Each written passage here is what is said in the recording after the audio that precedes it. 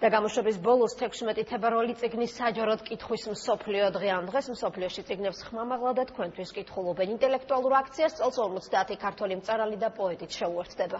საჯარო კითხვის აქციაში მონაწილეობა საზოგადოებისთვის ცნობილ სახეებთან ერთად ნებისმიერ მსურველს შეუძლია. ერთგვარი მსვლელობა ღია ცის ქვეშ მზიურში დაიწყება და ქვეყნის სკოლებსა და უმაღლეს სასწავლებლებში მთელი დღის განმავლობაში გაგრძელდება.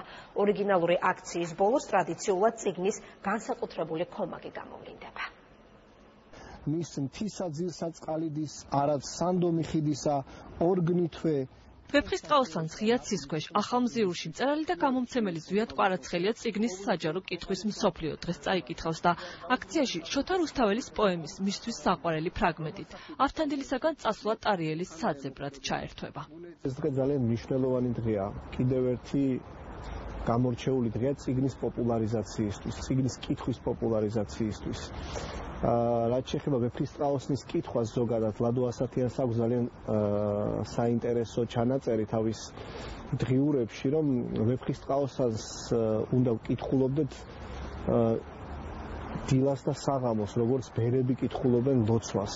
სოფელი ბადებს ოცნებას, წასვლის და გამარჯვების სურვილს, როცა იქ ცხოვრობ, დამარცხებულად დაბადებული გონია თავი. კიდევ ერთი მწერალი გიორგი კეკელიძე 16 თებერვალს საკუთარი წიგნის გურული დღიურების ფრაგმენტებს ფოთის საჯარო სკოლის მოსწავლეებს გააცნობს და ამ აქციით ახალგაზრდებს ხმამაღლა შეახსენებს, რომ კითხვა მნიშვნელოვანია.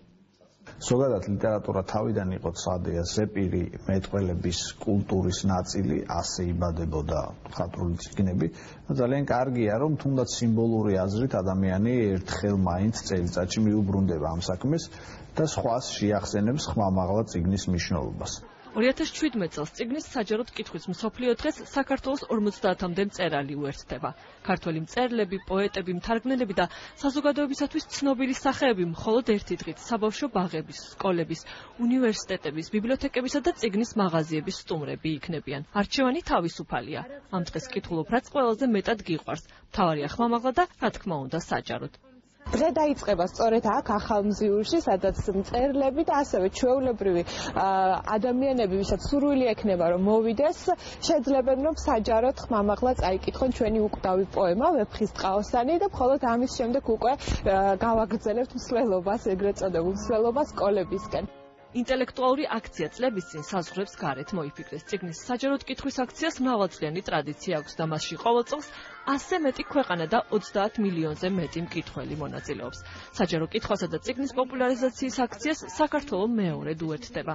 16 თებერვალს აქტივობები მთელი დღის განმავლობაში გაგრძელდება. 16 თებერვლის აქციით ორგანიზატორები კიდევ ერთხელ შეახსენებენ საზოგადოებას, რომ წიგნის კითხვა მართალია პირადი, მაგრამ სასარგებლო და აუცილებელი საქმეა.